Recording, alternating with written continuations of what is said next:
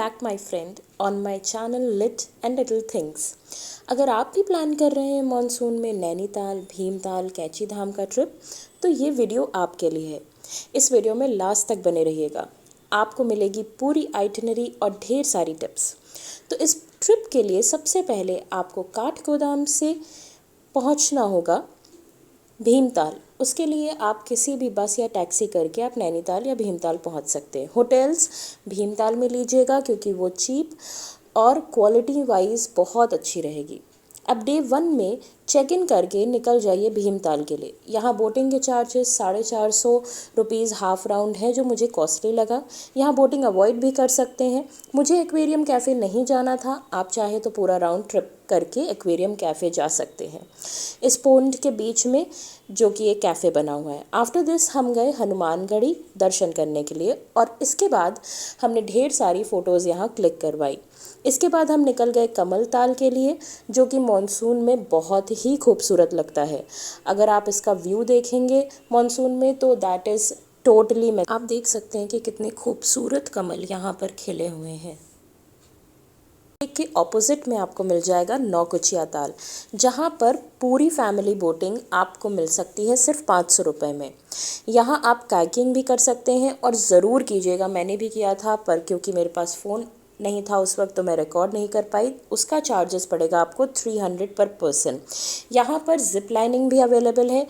भीमताल के मुकाबले मुझे नौकुचिया ताल की बोटिंग और वहाँ की प्राइस मुझे ज़्यादा किफ़ायती लगी, तो इसलिए आप वहाँ पर बोटिंग ज़रूर कर सकते हैं। इसके बाद हम निकल गए 7 ताल के लिए। 7 ताल दोस्तों मुझे इन सारे 3 तालों में सबसे बेस्ट लगा। बहुत ही शांति भरी जगह है और ढेर सारे खाने के ऑप्शंस हैं। आप देख सकते हैं कि बहुत कम लोग हैं। मॉनसून में तो ये जगह बिल्कुल जन्नत मालूम होती है और इसका खूबसूरत साफ़ पानी आपका दिल ले लेगा सच में।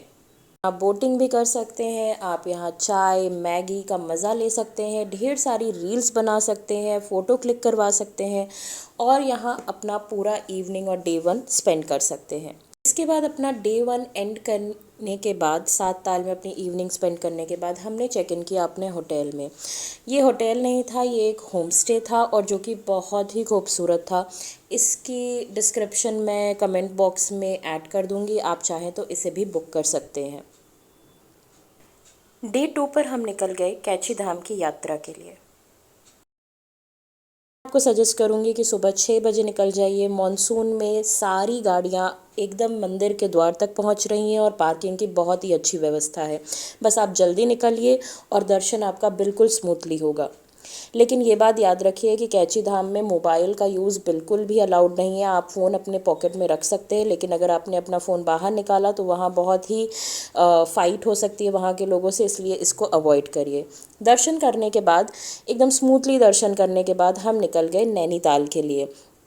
हमने ऑलमोस्ट 1 घंटे का सफ़र तय करके हम नैनीताल पहुंच गए और नैनीताल में हमें बहुत ज़्यादा टाइम स्पेंड नहीं करना था। आप चाहें तो आप ढेर सारी जगहें कवर कर सकते हैं। हम सिर्फ जा रहे हैं नैना देवी टेम्पल वहाँ के दर्शन करने। नैनीताल पहुँचने के बाद हम यहाँ पर अपनी गाड़ी सबमिट करवा देते हैं, क्योंकि हमारी गाड़ी नैनीताल की नहीं थी इसलिए वो अंदर नहीं जा सकती थी। इसके बाद हमने टोटो किया, जिसका कॉस्ट हमें 20 रुपये पर पर्सन पड़ा, जिसने हमें नैना टेम्पल के आगे छोड़ दिया।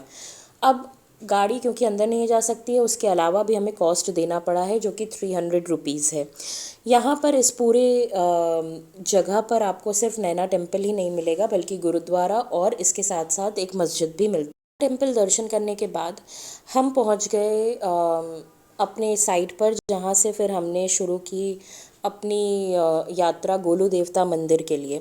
तो गोलू देवता मंदिर दर्शन करने के रास्ते में हमें बहुत खूबसूरत सा एक जगह मिला, जहाँ पे हमने थोड़ी देर रुक के फ़ोटोग्राफी की, मैगी खाई और इसके बाद हम निकल गए गोलू देवता के मंदिर के दर्शन के लिए। ये वो मंदिर है जहाँ पे ढेर सारी घंटियाँ आपको मिलेंगी और गोलू देवता काल भैरव के ही स्वरूप हैं, तो उनकी पूजा यहाँ पर होती है। अगर आपकी कोई मन्नत है तो आप भी चिट्ठी लिखकर यहाँ बांध सकते हैं और इसके आसपास का नज़ारा बहुत ही खूबसूरत था। यहाँ दर्शन करके और पहाड़ी नमक खरीद के हम निकल गए टी गार्डन घूमने के लिए। टी गार्डन बहुत ही खूबसूरत था। यहाँ पर आप चाहे तो चाय भी खरीद सकते हैं, छोटा सा कैफ़े है जहाँ चाय पी सकते हैं, स्नैक्स खा सकते हैं। तो इस तरीके से हमारा डे 2 भी एंड हो जाता है with a lot of memories. Day 3 का जो हमारा ट्रिप है वो पूरा ही मुक्तेश्वर का ट्रिप है। मुक्तेश्वर का रास्ता काफ़ी लंबा है, ऑलमोस्ट आई बिलीव 2 से ढाई घंटे या 3 घंटे का सफ़र है।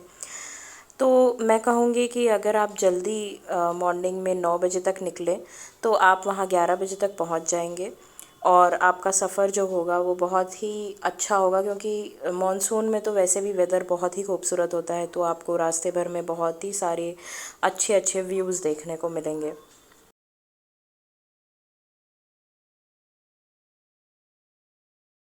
इन्हीं रास्तों पर अगर आपको कोई फल की दुकान या छोटी सी दुकान दिखे तो वहाँ पे रुक के कुछ ज़रूर ख़रीदिएगा। हमने यहाँ पे आलू बुखारा ख़रीदा था एक फल की दुकान से, और बिलीव करिए वो मेरी ज़िंदगी का सबसे अच्छा और सबसे टेस्टी आलू बुखारा था। तो ये सारी चीज़ें, लोकल चीज़ें ज़रूर ट्राई करिएगा। धाम पहुंचने के बाद हमने सबसे पहले ये तय किया कि हम चौली की जाली जाएंगे, तो उसके लिए हमें थोड़ा सा ट्रैक करना पड़ा। चौली की जाली आपको एक चट्टान के पास एक छोटा सा होल जो है उसका मतलब होता है चौली की जाली। और मुझे लगता है कि वो जो खूबसूरत रास्ता है वो आपको ज़रूर कवर करना चाहिए अगर आप मुक्तेश्वर। आप 300 रुपीज़ देकर ड्रोन शॉट भी करवा सकते हैं, जो कि बहुत ही। मुक्तेश्वर धाम में दर्शन करने के साथ साथ आप वहाँ पर मन्नत भी मांग सकते हैं और वहाँ पर आप धागा भी बांध सकते हैं। वहाँ पे लोगों की मन्नतें पूरी होती हैं। इसके बाद हम गए, थोड़ी सी दूर है मुक्तेश्वर से ट्रैक करके, ज़ीरो पॉइंट पर। ये बहुत ही खूबसूरत जगह है। यहाँ पर आपको 30 रुपीज़ टिकट देकर एंट्री मिल जाएगी। आप ज़रूर जाइए, यहाँ का व्यू बहुत खूबसूरत है, इसको मिस मत करिएगा। तो गाइस, इस प्लेस को कहते हैं ज़ीरो पॉइंट, और ज़ीरो पॉइंट आप गूगल पे सर्च करेंगे, आपको वहाँ पे वो पॉइंट मिल जाएगा। बस वहाँ पे एंट्री टिकट है आपकी 30 रुपीज़, उसको दे के आप एंट्री कर सकते हैं। यहाँ पे चाहे तो आप कुछ खा भी सकते हैं और टाइम स्पेंड कर सकते हैं। इस तरीके से हमने यहाँ पे बहुत सारा टाइम स्पेंड किया, ढेर सारे रील बनाए और बहुत ज़्यादा इन्जॉय किया, क्योंकि व्यू बहुत ही अच्छा था। इसके बाद आप चाहें तो भालूगढ़ वाटरफॉल भी जा सकते हैं। हमारे साथ पेरेंट्स थे इसलिए हम नहीं गए। तो ये हमारा था 3 दिन का नैनीताल, भीमताल और कैची धाम और मुक्तेश्वर का आइटिनरी। आपको इस ट्रिप से जुड़ी हुई कोई भी इन्फॉर्मेशन चाहिए तो आप मुझे कमेंट में बता सकते हैं। प्लीज़ मेरे चैनल को सब्सक्राइब करिए, कमेंट करिए, शेयर करिए, और जो कोई भी इन्फॉर्मेशन आपको चाहिए वो मुझे कमेंट में ज़रूर बताइएगा। Thank you for watching this video. Bye.